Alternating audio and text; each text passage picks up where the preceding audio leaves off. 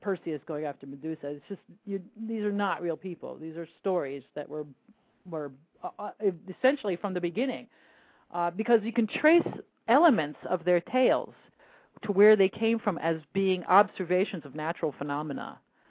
And the same thing with Christ, when you start peeling off the mythological layers or the layers of sayings from people who did exist. Yes, of course, people have said things. But you find his sayings, the sayings of the Lord or the sayings of Jesus, you find them in older texts, like the Old Testament, for example, or the apocryphal or the intertestamental literature in between the New and the Old Testament that was written by Jews. You can find sayings in there too. So, for example, Ecclesiasticus, it's in the Catholic Bible. It's called the Wisdom of Jesus. This text. There were two Jesuses involved in writing this book, and it dates from centuries before Christ supposedly existed. So there are sayings of Jesus right there that you can see, some of which had been changed into what ends up in the New Testament. So what I say in cases, you have to go case by case with whether or not Evamerism has any merit. You have to look.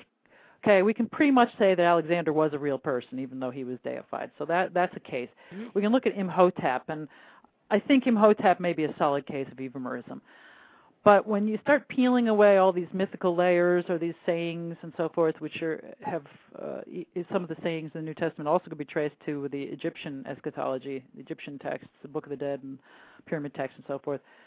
We start peeling all this stuff away, you really are left with no core to the onion. That my work is designed to show that there really is no core to this onion. It's not that I specifically started off with that, but this Evamerism perspective is raised often by people who were many times born into Christianity, but they just don't believe the supernatural aspects of it, and they still think, well, there's some guy there. Well, yes, there is some guy. There are several guys there. But in the end, a composite of 20 people is no one. And so we're still dealing with a mythical figure, or a fictional character, even if there is some guy there. For example, with Paul, there's some guy there. Somebody wrote those Pauline epistles. But the rest of the stories that are attached to him, many of them are not provably real events. And they look like they were plucked out of Josephus's life. They look like they were plucked out of the legends about Orpheus and possibly Pythagoras and Apollonius of Tyana. And so combining all of these characters together still does not make a historical figure, one historical figure. So that's the problem with Evamerism. Is even if you could find which guy are you pointing to that was Osiris? I mean, who is he? What is he doing? There's no, the stories, the pure stories about Osiris take place in the ethers. They take place in what's called the pleroma in the Gnostic perspective, but not on planet Earth, not wandering around the Earth, actually doing the things that were said of him. So you find these myths. Yeah, go ahead. And so taking that point around Jesus, why would they? I mean, there's ancient man, but why would they, at 1 BC or 1 AD or, whatever, 200 AD or whatever, decide to create this whole new mythic legend at that time? If there wasn't, somebody, funky as he was in his own day, why would they spend the time creating this persona?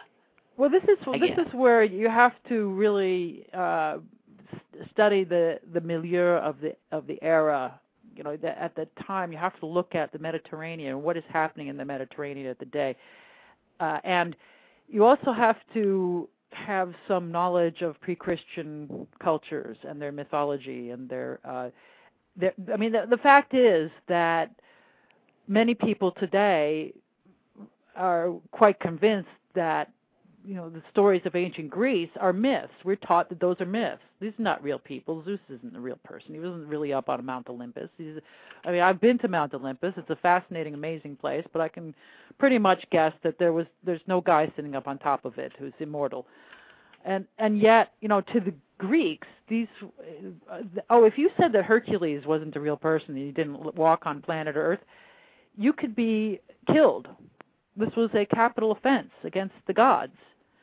So they very much took their gods as having been real people who walked the earth, or at least something. I mean, Zeus was always coming down to earth and walking among the people and getting in trouble with women and so forth.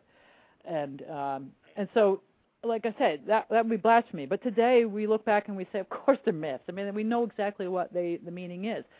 So somebody made up the myths, right? I mean, somebody went to Crete, where I've been several times. They had a birth and a death cave for Zeus on Crete. So they're quite convinced. They were quite convinced that Zeus was born into the world and that he died out of the world. They have the cave.